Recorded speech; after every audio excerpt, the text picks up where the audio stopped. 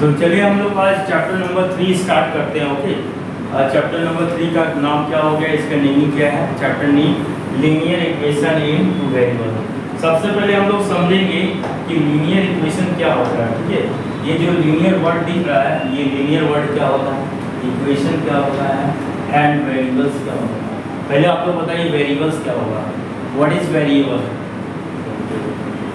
ऐसा नंबर जिसका वैल्यू पता हो। Changeable values are called variables. Suppose that x and y, finally z, etc. आप p भी ले सकते हैं, t भी ले सकते हैं। ठीक है, तो ये सारी चीज क्या होगा, वेरिएबल होगा। इसका वैल्यू देखिएगा चेंज होते रहता है, y एंड z। ठीक है, सपोज दैट हमारा यहाँ 3x माइनस कितना है, 2 है। ओके, और देखिए 4x माइनस 8 है। भले इस x को हम लोग क्या करते हैं, देखिए चेंज करते हैं। कांस्टेंट वैल्यू, कांस्टेंट वैल्यू क्या होता है, फिक्स्ड होता है। कांस्टेंट फिक्स 3 की जगह हम 3 को 4 नहीं बना सकते हैं, 3 को 4 नहीं बना सकते हैं। बट आप जो है 3x लिख रहे हैं तो उसके जगह पर आप 3y लिख सकते हैं। ओके, आखिरकार x का जो वैल्यू आएगा वही y का भी वैल्यू आएगा। ठीक है, वेरिएबल देखिए चेंज हो रहा है बट आपका कांस्टेंट जो है चेंज नहीं होगा। सपोज दैट यहाँ पे एक एग्जांपल लेते हैं, 3x माइनस 8 इक्वल्स टू क्या हो गया, 0 हो जाएगा। ठीक है,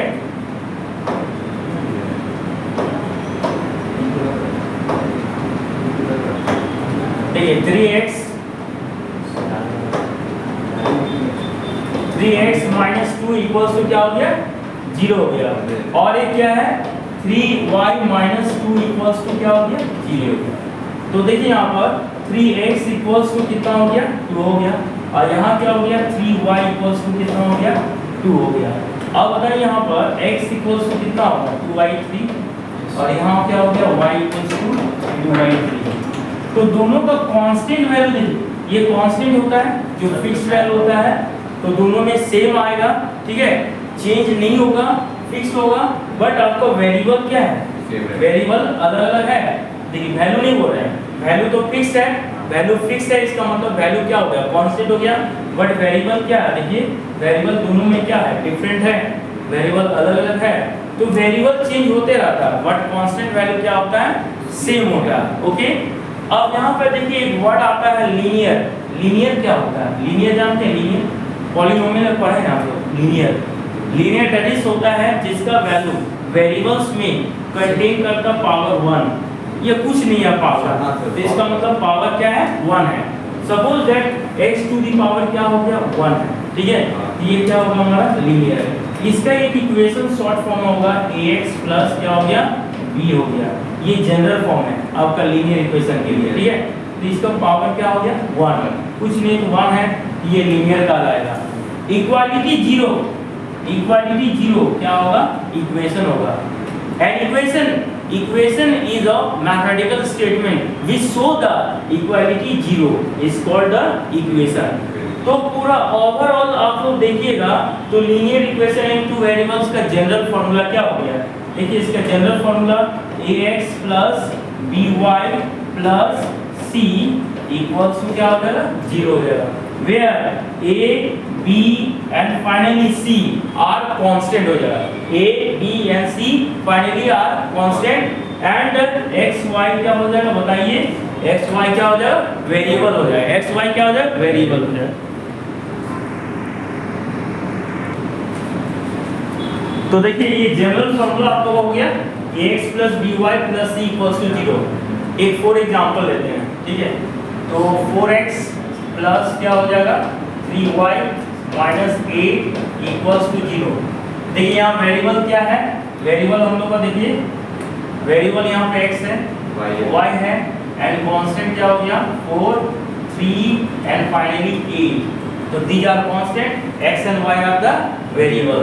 So this is called the linear equation in two variables. Okay, general formula. अब हम लोग इसका बेसिक पढ़ेंगे आगे।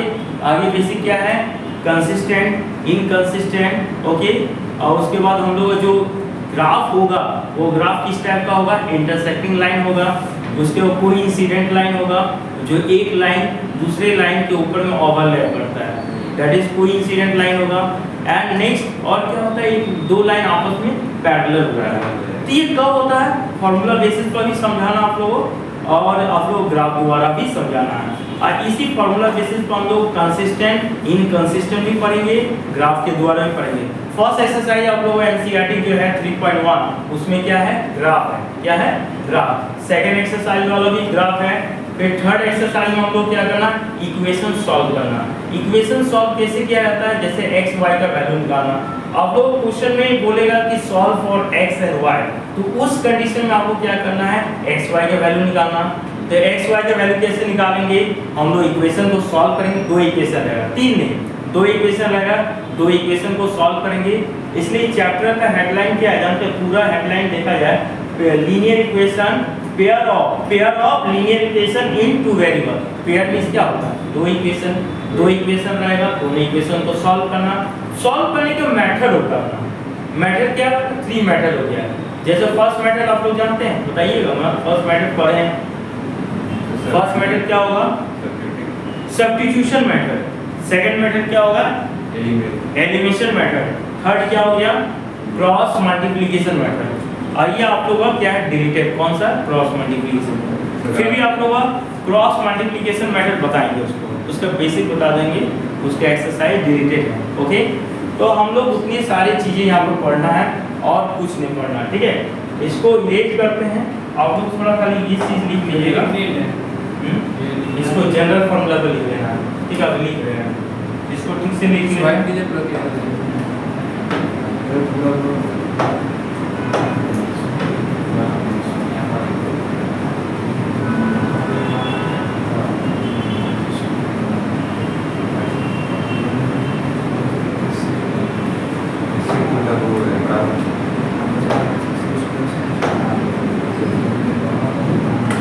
देखिए, तब यहाँ पर लिखिएगा आप लोग, पहले लीनियर का डेफिनेशन लिखा हुआ,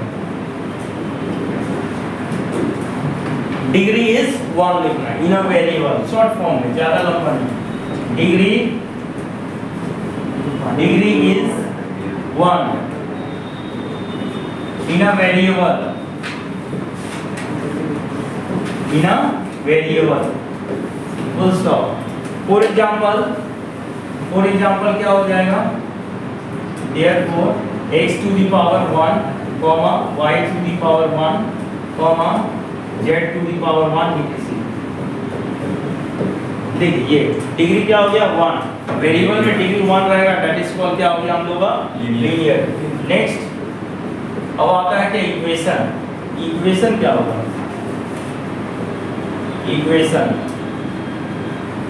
तो इक्वेशन के लिए चलते हैं। An equation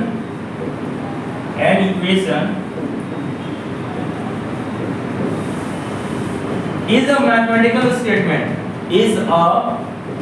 mathematical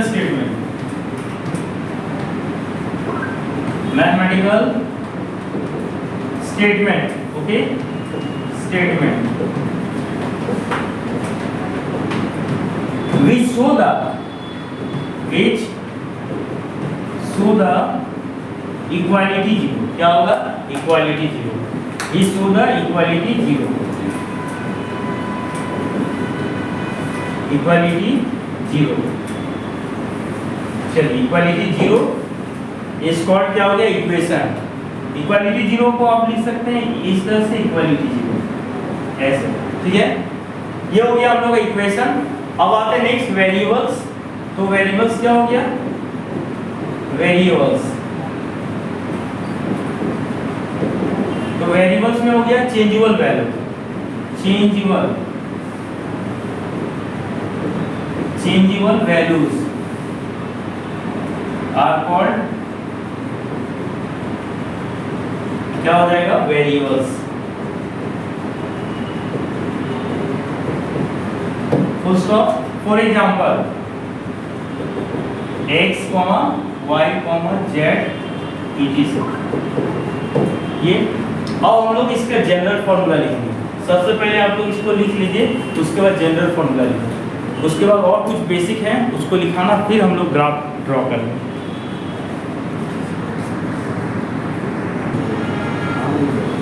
चलिए देखिए, नेक्स्ट आएगा टॉपिक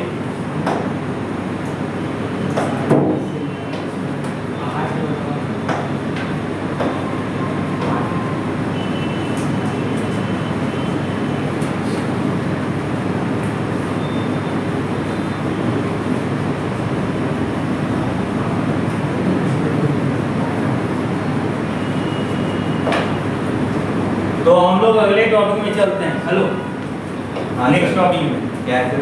अब क्या है, इसका जनरल फार्मूला बोले थे, जनरल फार्मूला लिखा देते हैं, ठीक है। नेक्स्ट है general formula. The general formula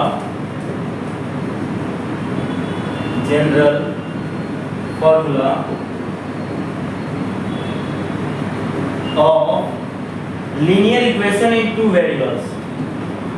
linear class 9 में कितने वेरिएबल वाला पढ़े थे बताइए तो? वहां पे भी एक चैप्टर था, देखिए वन वेरिएबल था ना, टू वेरिएबल था? हाँ, 8 में भी वन वेरिएबल वाला था। Linear equation in two variable,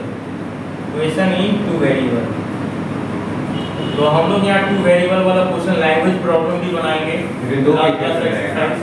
इसमें दो इक्वेशन रहेगा ना? इज हो जाएगा, ठीक है। इज क्या हो गया यहाँ से, ax plus by plus c equals to 0 हो जाएगा। ये वेयर क्या हो जाएगा यहाँ से, a, b, c are constant,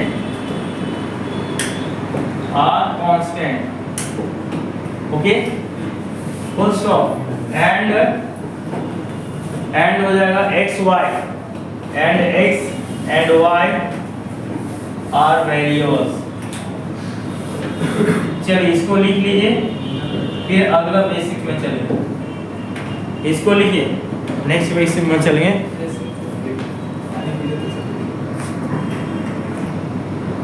चलिए देखिए नेक्स्ट बेसिक क्या है, अब वही कंसिस्टेंट वाला बताना। बेगम स्लाइस कर देना पूरा खत्म। पूरा ऊपर वाला।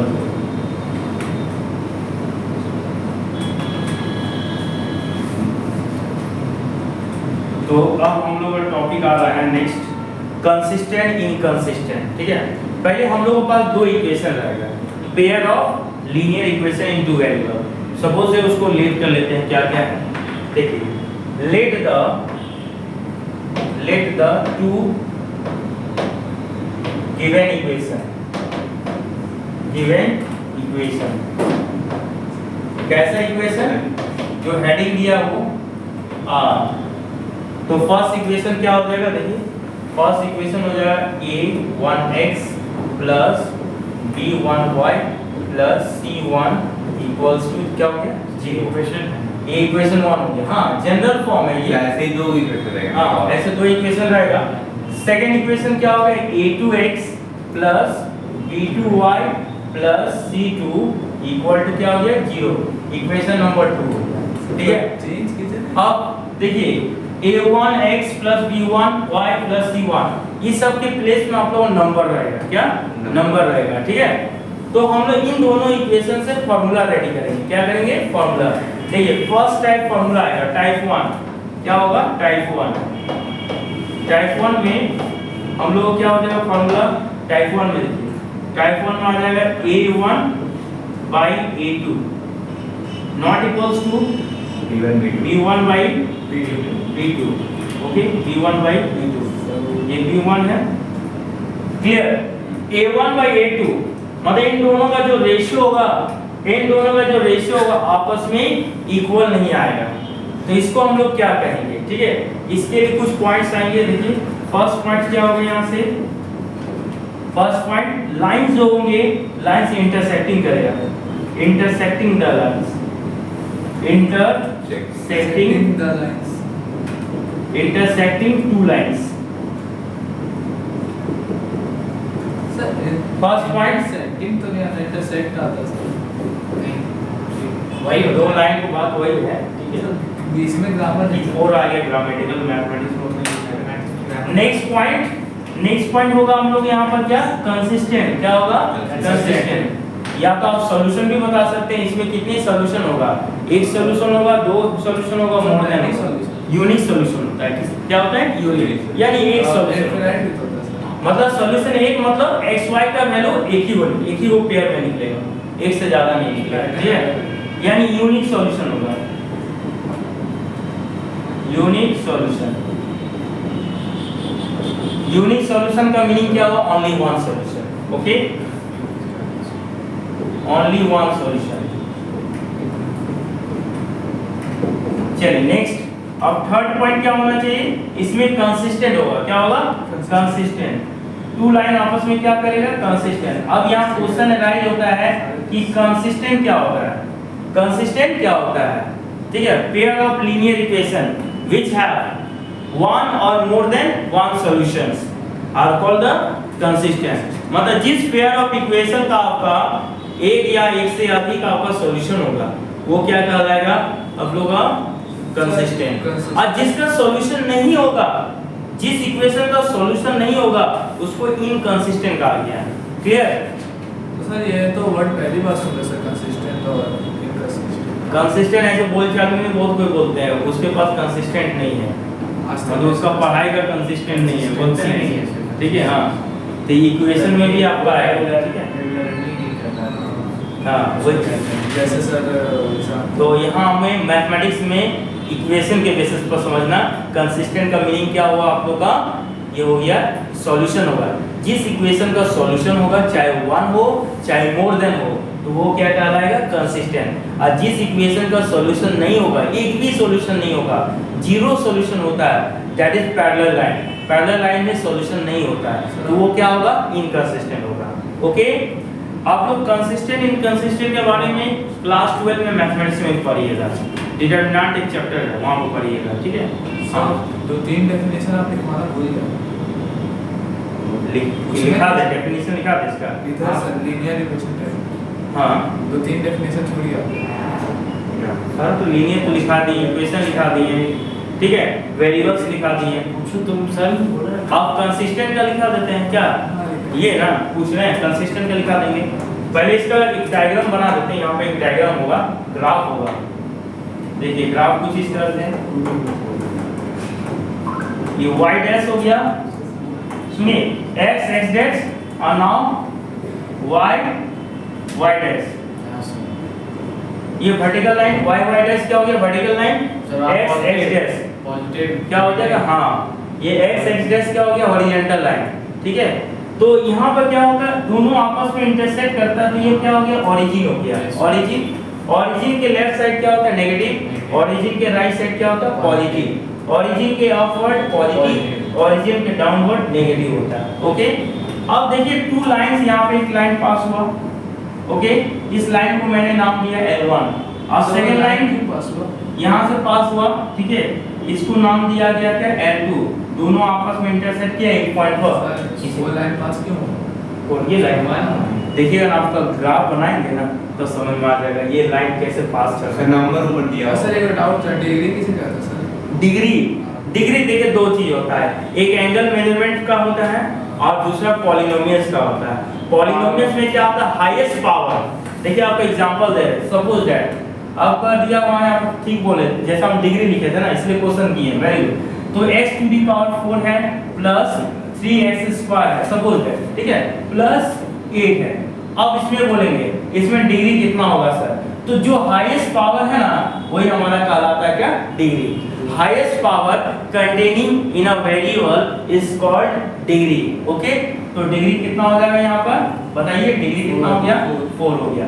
सपोज दैट आपका क्वेश्चन रहेगा, मान लेते हैं 3x to the power 9 plus हो गया 4x क्यूब प्लस 9x आपका माइनस 8, तो कितना हाईएस्ट डिग्री कितना?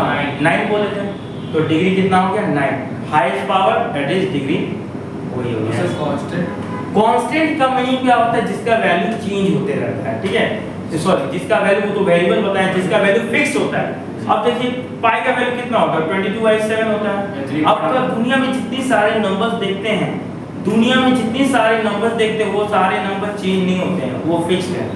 ठीक है, हम 3 को थोड़े 4 बना सकते हैं, भले 3 के जगह पर लिख सकते हैं 4, लेकिन 3 को 4 थोड़े बना सकते हैं। 3 को 8 बना सकते हैं। हाँ यस, 3 को 8 बना सकते हैं, बताइए।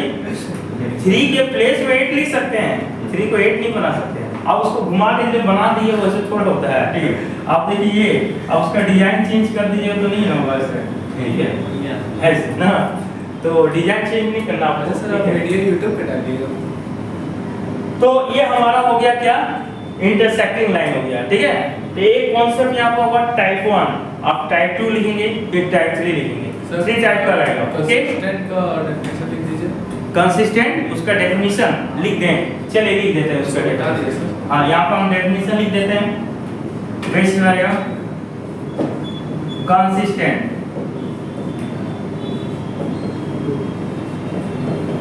कंसिस्टेंट में क्या हो जाएगा यहाँ पर, pair of linear equation which have one or more than one solution. Okay, the equation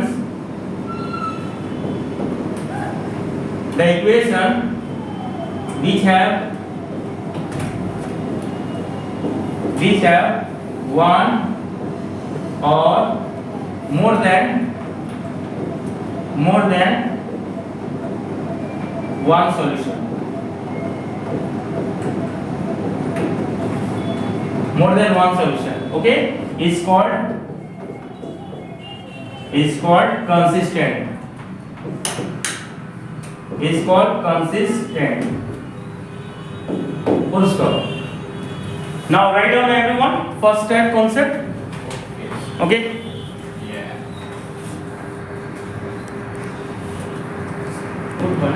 चलिए देखिए नेक्स्ट टाइप में हम लोग टाइप 2। टाइप 2 में क्या होगा, लीनियर इक्वेशन वही रहेगा, a1x plus b1y plus c1 equals to 0। ये फर्स्ट इक्वेशन था।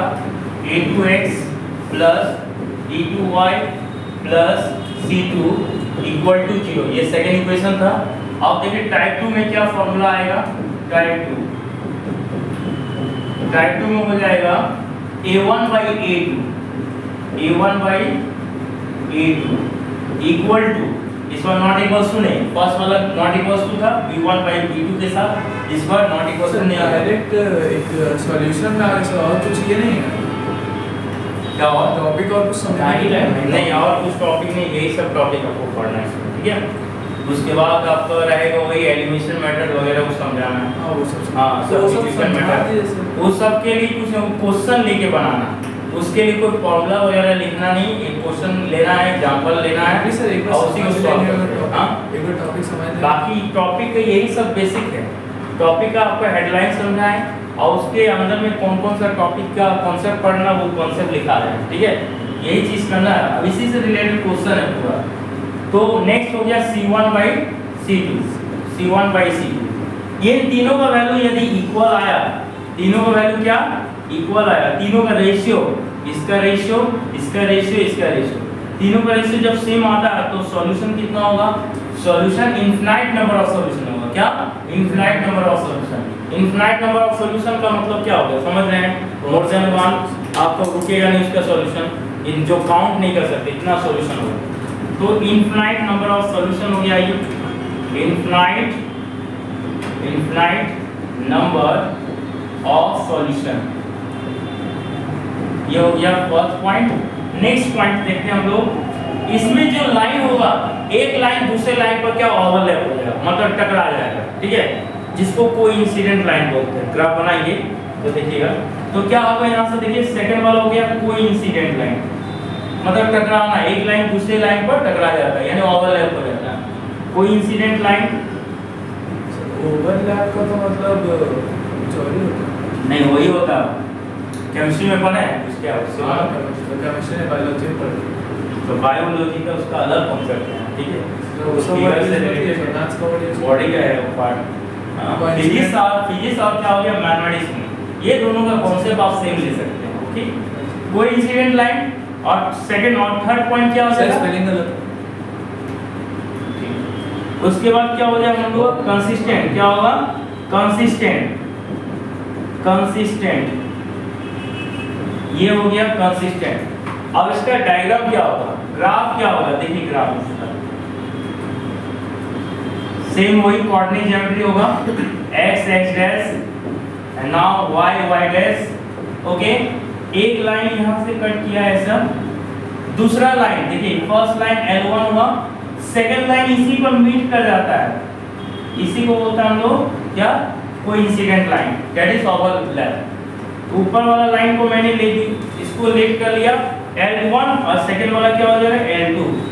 एक लाइन L1 है और दूसरा लाइन क्या हो गया L2, दोनों एक दूसरे को ओवरलैप कर गया, ठीक है। जैसे ये पेन हो गया और दूसरा पेन हो गया, दोनों पेन एक दूसरे पर ओवरलैप करके मीट हो गया, ठीक है। तो डेट इज कॉल्ड क्या हो गया, ये हमारा कहलाएगा कोइंसिडेंट लाइन।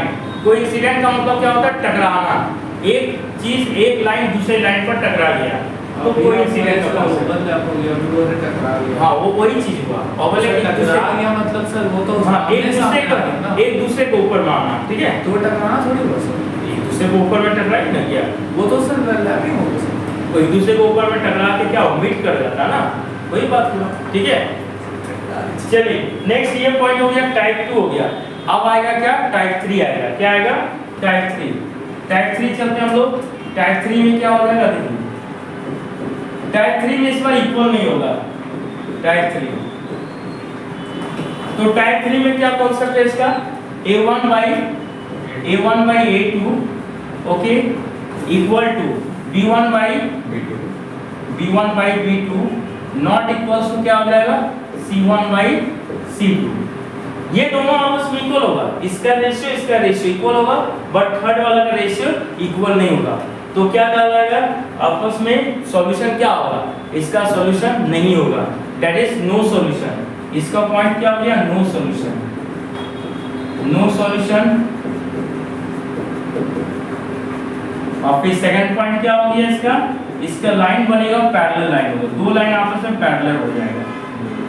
तो पैरेलल होने के कारण इसका सॉल्यूशन नहीं होगा, पैरेलल लाइंस ये। और थर्ड पॉइंट क्या हो जाएगा इसका, थर्ड पॉइंट जैसे इसमें क्या था, कंसिस्टेंट है ना, जिसका सॉल्यूशन नहीं होगा वो क्या होगा, इनकंसिस्टेंट होगा। ये हो गया इनकंसिस्टेंट।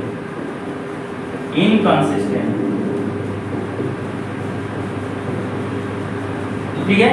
अब दो लाइन आपस में पैरेलल, तो आपको फिगर दिखाना पड़ेगा। तो ये हो गया आपका x dash y dash, now x, ठीक है। एक फर्स्ट लाइन ही हो गया, नेक्स्ट सेकंड लाइन हो गया, ठीक है। हाँ पैरेलल हो गया L1 और क्या हो गया L2, दो लाइन आपस में पैरेलल हो गया, इंटरसेक्ट नहीं किया है।